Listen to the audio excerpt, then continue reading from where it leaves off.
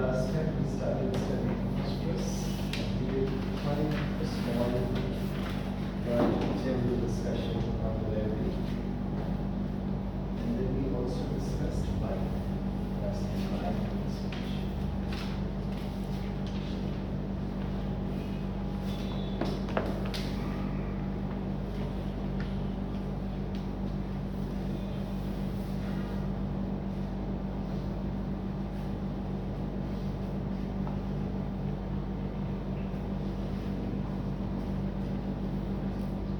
One of the most important aspects in clinical medicine before you start learning the history is that you must always feast your eyes on the patient. So observe them very, very accurately and closely. Has anybody ever read the aphorisms of Sir William?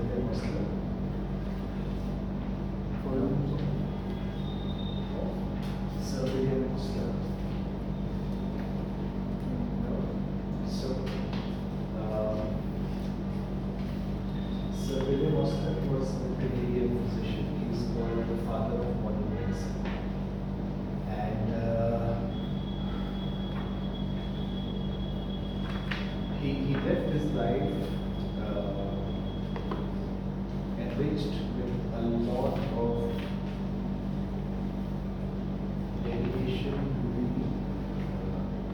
profession, medical profession, and it is said he is called the molecular because he revived the art of observation and the art of seeing each and every patient as an individual. So it was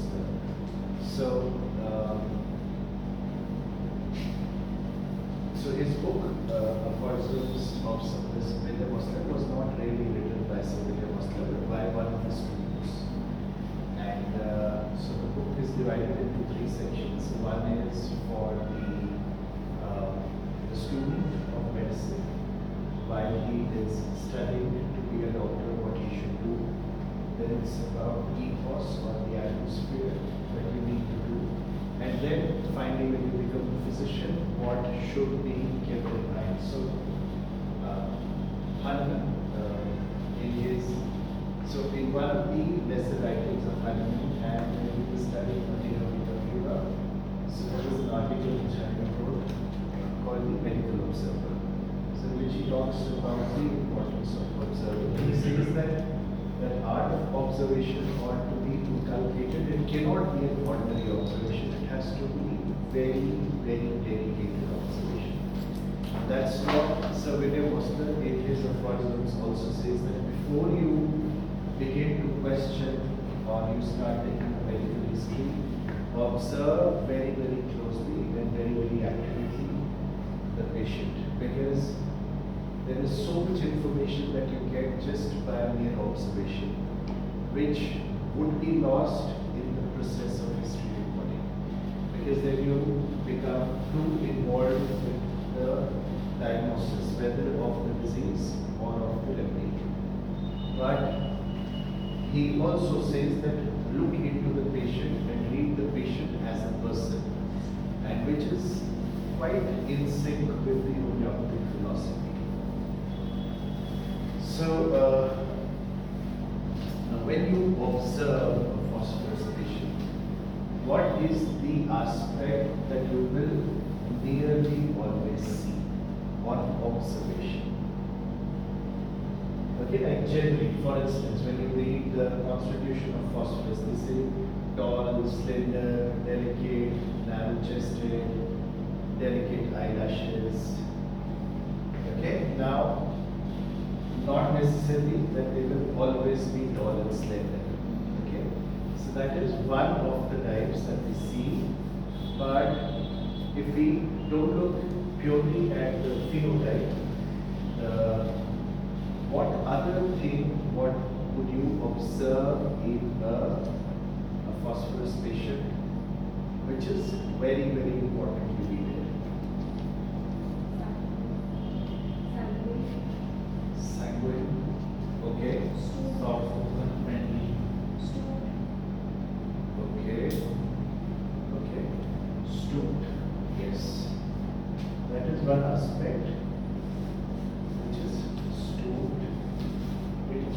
there. What else? And of course, we all know the tall, slender, narrow chested. Yeah. Fair, delicate eyelashes.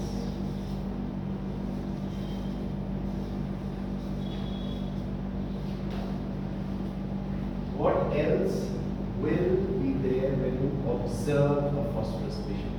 Whether he's fair or he's dark. See, Simon would be subject to the complexion that a person has. So a lot of phosphorus patients, especially on this side of the world, will not be very, very fair. Of course, it can be prescribed to fair people, but not as a yeah. What else would you observe? Yes. So, what sir said, what you always find about the phosphorus patients is the nervousness, and we say there is something called a universal restlessness. So when we say universal restlessness, it means that these patients will never ever stay still. Some or the other aspect of their body will keep on moving. They just cannot. So their parents will come up about their kids and they'll say, यार इसके हाथ ही नहीं उठते, इसके पैर ही नहीं उठते, बिठा दो इसको तो ये फिजिट करता रहेगा, तबला बजाता रहेगा, हाथ पकड़ लो तो फिर पैर से बजाना शुरू हो जाएगा. That kind of restlessness is what defines, and it's not just in kids, but in general, when you look at a phosphorus patient, no matter how he looks, okay, whether he's slender or he's a little overweight, whether he's fair or he's dark, a lot of times they are tall patients, but you can also prescribe phosphorus in short patients.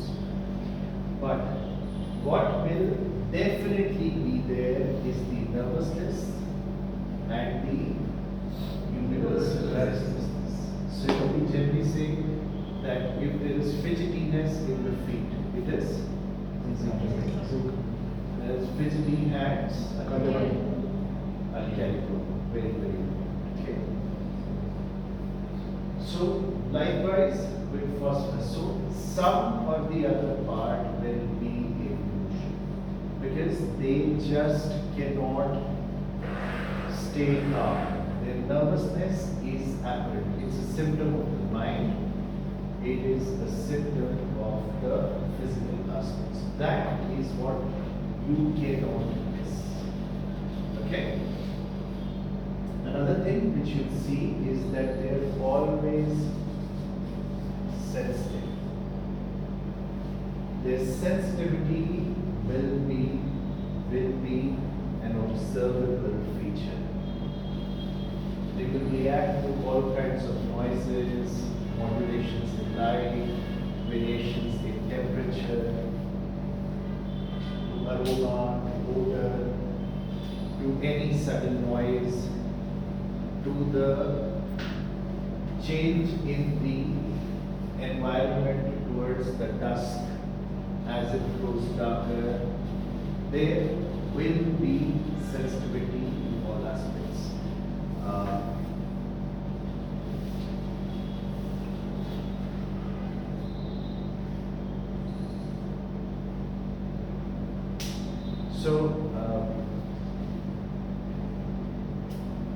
Generally, when you find a lot of aspects of phosphorus and there is a kind of apathy.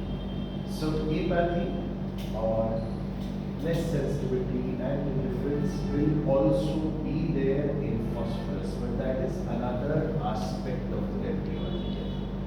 But what you observe more is a kind of absolute sensitivity. So these people, phosphorus, they might also come to a phase where they may be absolutely indifferent. Okay? So, but that is another aspect of the remedy. Okay?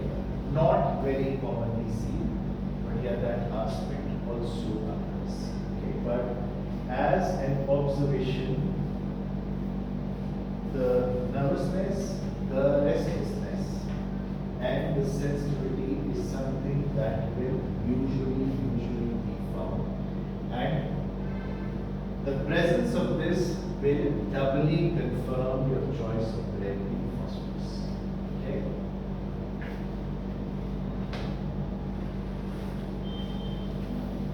How do we So, this? yes. Yeah.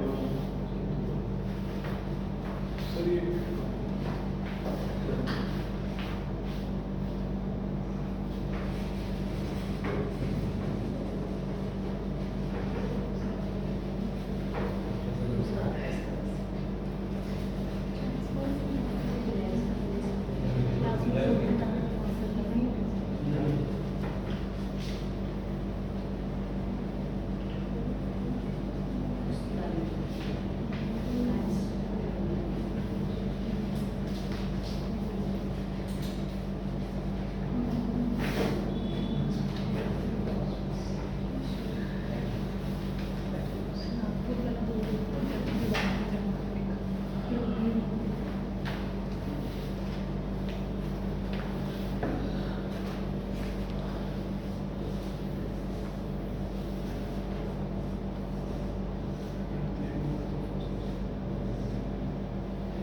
So,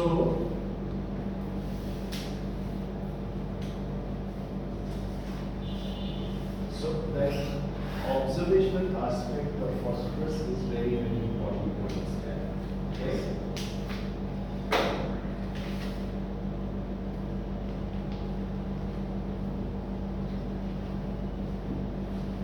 So, let's go back to reading the book. So, we'll be reading the third paragraph of phosphorus. Headache, for instance, is attended with increased sensitiveness to odors.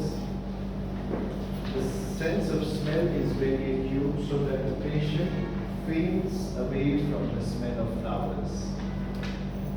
There may be pulsating, throbbing headache, worse from music. The hearing for the sound of the human voice is impaired. Associated with this is roaring in the ears as from rush of blood. Sounds reverberate unpleasantly in the ears. There is also sexual excitement with frequent erections, lascivious thoughts entirely beyond the control of the patient, and frequent seminal emissions during sleep.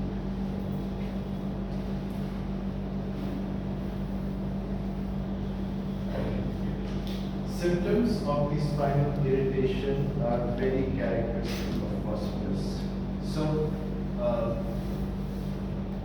so you always have to remember, in lasciviousness, when hasmus fails, we always think of phosphorus as the next remedy, always if hyoscines fails.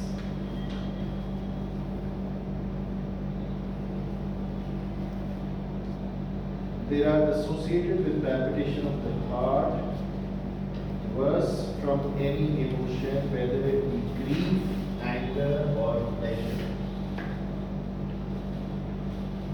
So, generally what happens is that there are some remedies that we associate with grief or anger or indignation or jealousies or any other mental emotion. There are certain remedies that we consider. But when we think about polyphosphorus remedies like lactases or sulfur or lycopodium or phosphorus for that matter, these remedies also have those aspects. Okay? So you have to understand, in homeopathy, it is not about the cause, but the effect that cause generates. So if after that episode of grief or anxiety or worry or jealousy, if the symptoms of phosphorus come up, then you have to prescribe phosphorus. If the symptoms of lycopodium come up or lachesis come up or sulfur come up, then you have to prescribe that remedy instead of what we generally study as the first line remedy for that particular emotion. Okay? Do not be governed by the cause. Your prescription should always be governed by the effect of that cause, effect on that individual.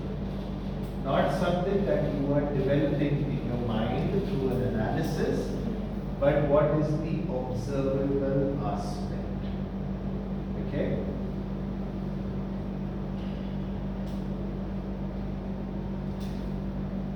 The spine, as in all these cases of spinal irritation, is exceedingly sensitive to touch. With all this, there is weakness of the spine. The back feels weak, as if it would soon give out. There is weakness of the limbs with trembling on beginning to walk. The patient stumbles a great deal, catching his toes in every little projection of the floor on the pavement. He totters and there seems to be imperfect coordination. He is sleepless from excessive heat. When asleep, his dreams are of a horribly exciting character.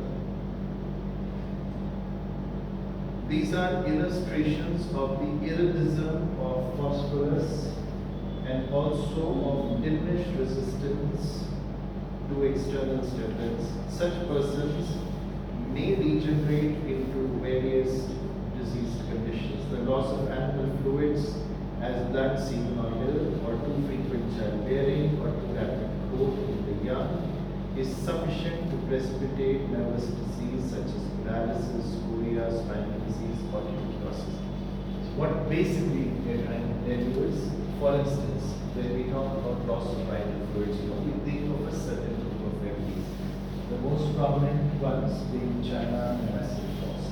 But if the symptoms develop of phosphorus, then you can also prescribe phosphorus. It's not the cause, it is the effect. It is a fault. Effect on the cause. Yes, yes. Okay? So that is one aspect. Let's not be governed by a particular stimulus, but the effect of that stimulus in the body. Okay? So, so there are some aspects, there are certain parts of the body which are strongly affected by phosphorus, as we understand in the two wings and the symptomatology. So the most prominent is the nervous system, the nerves. That's why the extreme sensitivity. The sense of balance can also be affected, so it can be an excellent remedy for certain gait disorders if the other symptoms fail. Okay. Then it also has a very strong affinity for the GIT system, especially the liver. Very strong affinity for that. Okay. And of course, it affects the psycho-emotional aspects also very prominently. Okay? So it is that sensitivity only which makes them fearful.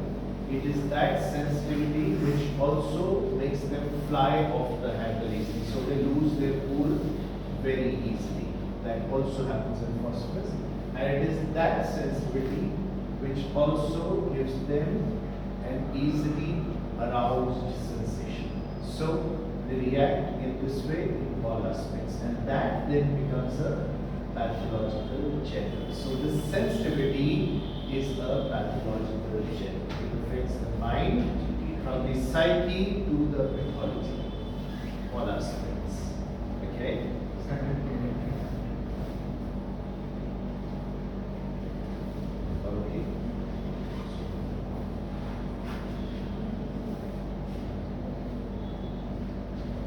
You'll find phosphorus indicated in locomotor ataxia when there is a great deal of burning, a loss of life.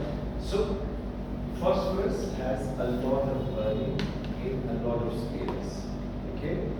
From the head to the toe, you find burning as a general sensation in almost all the parts of the body as it has come up with improvements.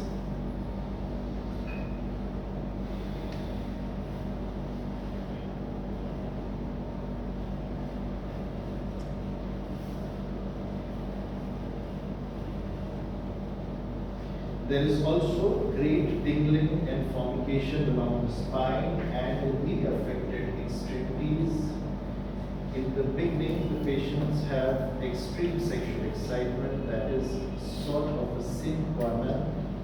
Either that they are excessively excitable or else have been so, and they are currently not. Okay? You seldom find phosphorus indicated in impotence unless it has resulted or has been preceded by overexcitation of the sexual organs. This is a valuable hint. I find it especially indicated in young men who are trying to restrain their natural passion, and yet there is nobly this is the circle. This phosphorus helps most wonderfully to control if by reason of celibacy or overindulgence in sexual pleasure, the sexual organs lose their power and the patient becomes impotent. Phosphorus is the remedy, and this is being preceded by overexcitation. It is different from conium, in which the patient may have been naturally excitable, but has gone on to this weakness.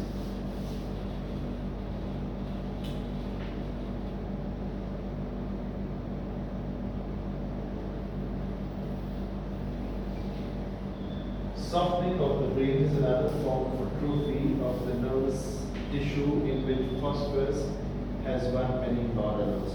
The patient has a dull pain in the head, a very tired feeling all the time, and slight difficulty in walking.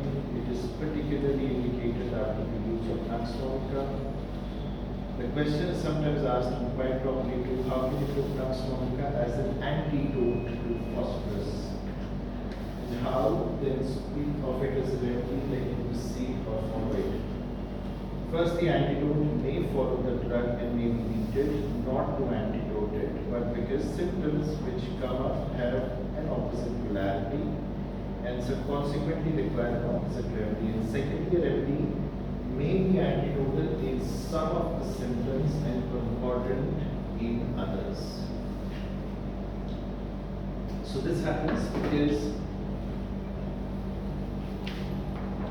if you think of life or human beings, for instance, we all have different faces, different personas in different spheres of our life. You know, for a family, we are different. In a profession, we may be very different. And to the rest of the world, we may be very different. So similarly, every remedy also has different aspects of their persona, and we may utilize each and every aspect of this persona. So, phosphorus is a sensitive remedy. It appears to be sympathetic, but that sympathetic attitude is more superficial. Deep inside, they do not sympathize that much, and that's why in cancer surgery, you find it as the only remedy under the roof hypocrite. It's the only remedy. So, the aspect is more superficial.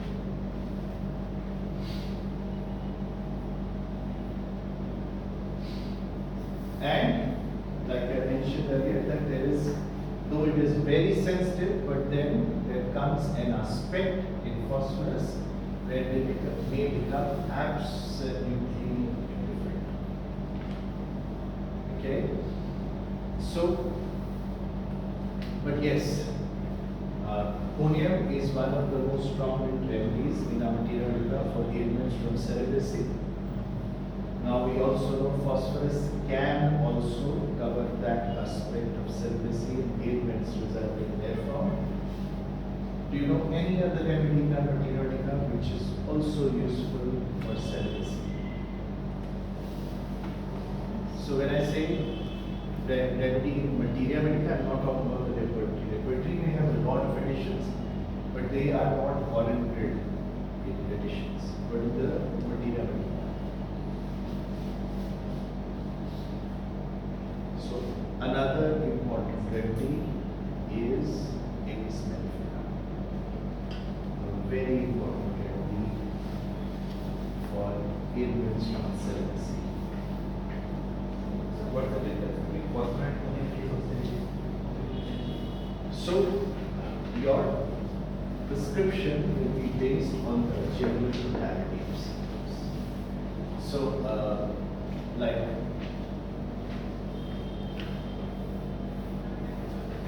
Podium as a personality is extremely rigid, very different from the phosphorus personality.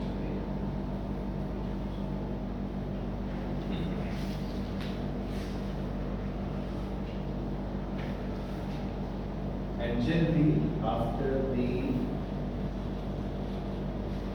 entire period of celibacy, in podium, the glandular system is more prominently affected, whereas in phosphorus, generally they say it is the nervous system that is more prominent. But all in all, the personalities of podium and phosphorus are very different, very different. And that development of the effect is what will help you distinguish between that, or for instance, in apis mellifica. Okay, so three remedies you should always keep in mind. And if I write them in order, I would say podium, and then apis, and then phosphorus. Okay.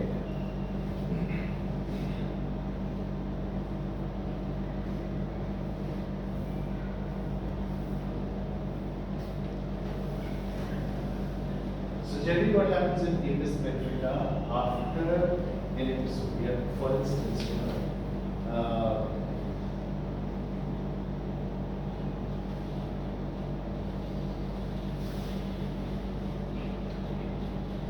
the personality of apis also alters greatly after celibacy, and that results more in glandular affections, and it also affects the mind drastically. So, as we read the material or when we discuss the apis mellifica, generally then we will understand it more. But it affects both the glandular aspects and the mind aspects. Okay, and generally,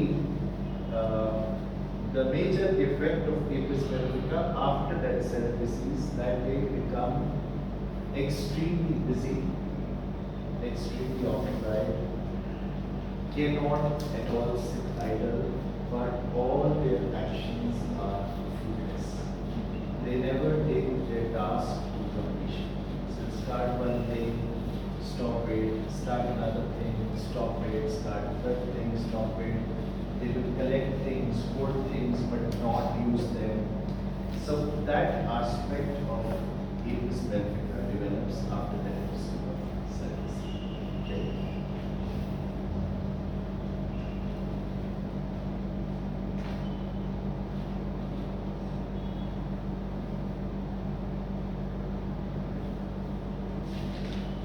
So in the older material, you often come across this terminology, softening of the brain. What do you think it really means? Sorry? Hanji? Not really. Not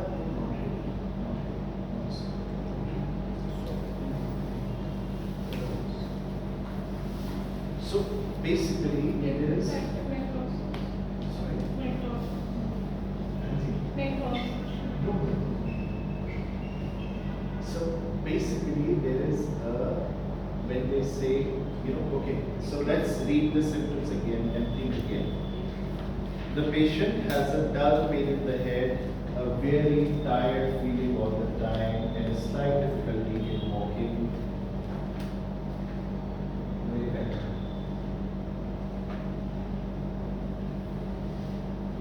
So generally, when this is softening of the brain, there is a dulling of all possible senses and activity. The mental acuity goes down. The symptomatology of the body also becomes dull. State of this hand. State of this hand. Not really. There is generally a dulling of senses, dulling of all capabilities and activities in general. So become less functional. So that time, when this came and it was written, they did not have our kind of understanding of the anatomy or physiology or pathophysiology. They did not have access to the MRIs or CT scans. So this is how they describe it purely.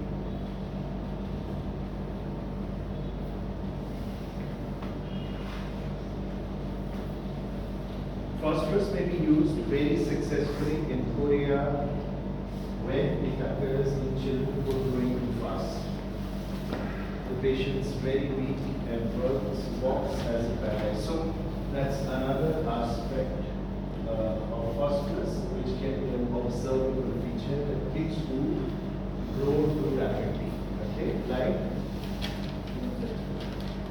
2 years old and phosphoric acid and also calcium and phos.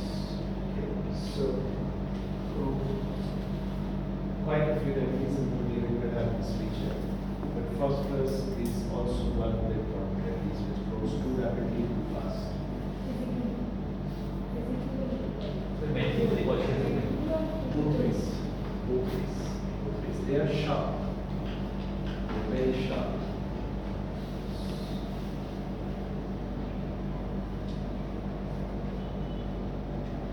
Contain the nervous symptoms of phosphorus. Still further, we find it indicated in low types of nervous fever and typhoid types of fever. I'm inclined to use this expression, typhoid types of fever.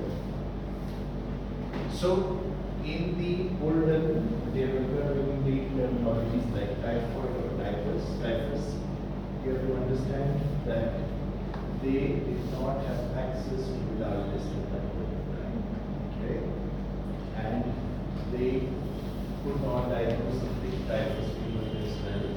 Exactly, but they primarily went by symptomatology. So symptoms which resemble typhoid-like state, which means that which is a protracted febrile state. Okay? And when we say typhus-like condition, you have to understand there is some parasitic infestation, which is leading to a septicemia-like state. Got it? So do not restrict yourself just to typhoid or typhus. But generally, in our clinical practice also we use phosphorus quite a lot for viral fevers.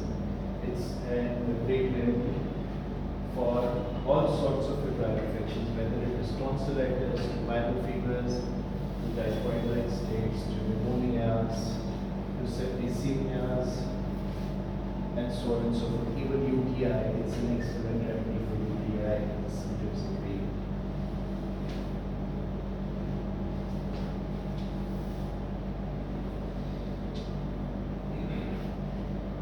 So, an important aspect of phosphorus is that they want to have small quantities of water very frequently in the febrile infections. During the stage of fever, they want small quantities of water very often, preferably cold water. Okay, and in some cases you might even find craving for icy cold water. Icy.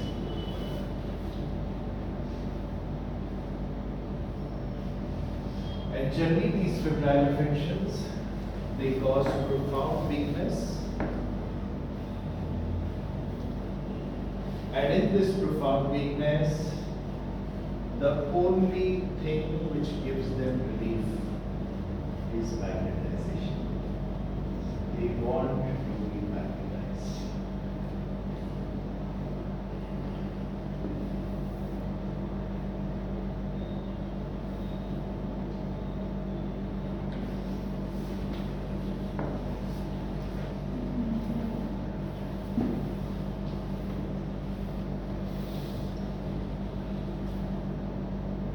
The face is apt to be of ashy or waxen hue or appearance that is covered with a viscid, thready sort of slime which is expectorated with great difficulty. It seems to collect on the teeth and around the gums, about the tongue. It's tenacious and the patient is weak. And these two incompatibles make it difficult for him to cleanse the mouth, to cleanse the mouth. The body is hot, and by the body I mean the trunk, the head being rather cold, and the limbs decidedly cold. There is congestion of both chest and abdomen. The breath is hot, and there is almost always either chronic or pneumonia.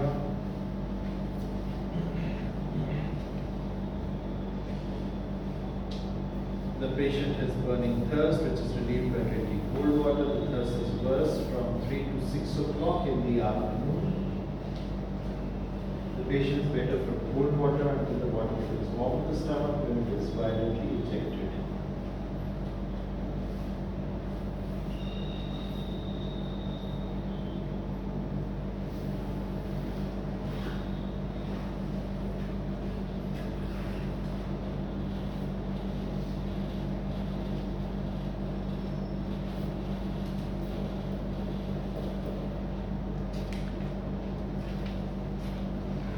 The bowels are always affected. You find that the liver is sore to touch and usually enlarged. This is also true of the spleen. The patient has diarrhea as soon as he eats. Here it is identical with arsenic. The stones in the phosphorus are flaky, dark, and often bloody, and there is extreme weakness after stool. That because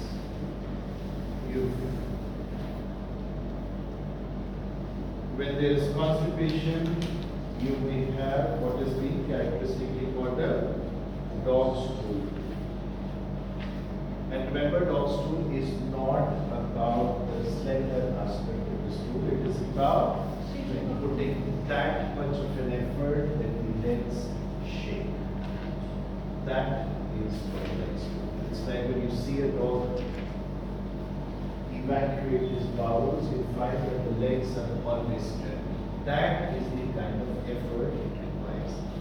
When it comes to diarrhea, the patient might say that there is a sensation as if the anus is completely open. In the diarrhea, you might also find what we call sago-like particles. What is sago-like particles? Sabudana. Sago is sabudana. Okay? So you find those kind of particles.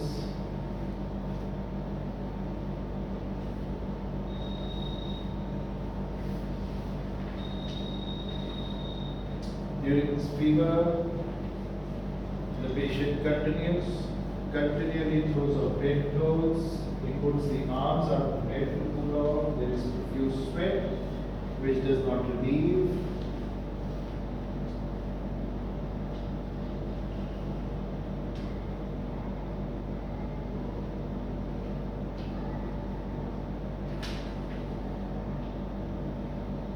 Now he says one thing which is really, really important.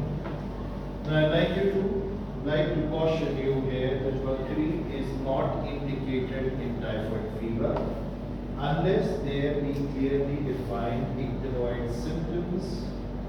Consequently, you will not often have occasion to give it in this fever, and never should you give it for this symptom, profuse sweat without relief, unless it is so well defined by the icteroid and bowel symptoms that you are certain that you have the properly indicated remedy. What he is trying to tell you is never prescribe on one symptom. You need to have the entire totality, or at least 3 prominent characteristic symptoms. And when it comes to any febrile affection, you have to remember, never mix up the acute totality with the chronic symptomatology. Never ever mix up the two, or you will always fail. You only have to keep in mind and prescribe for those symptoms which come up during that acute phase as a concomitant with the disease condition.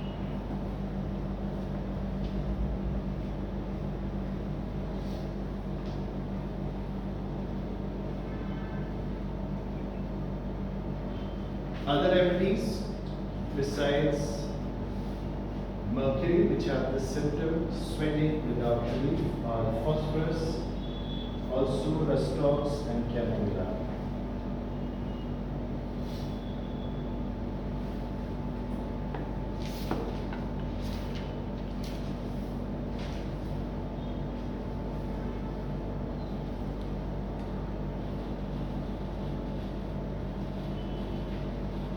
That means that when you are sweating, fever doesn't come down.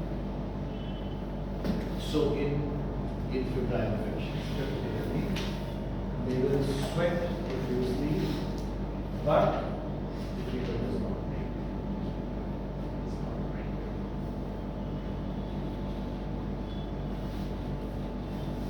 The exactly opposite state is found in belladonna, where the fever will break, but there will be absolutely no sweat.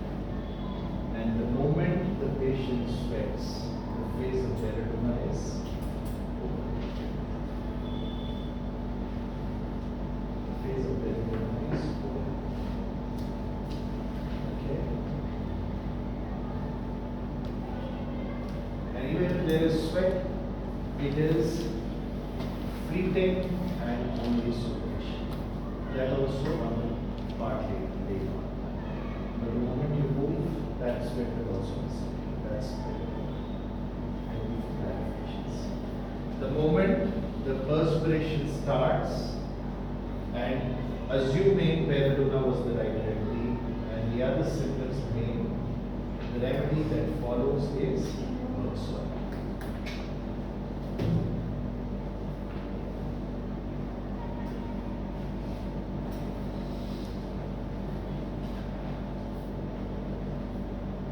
So we continue studying phosphorus in the next class, please. Thank you.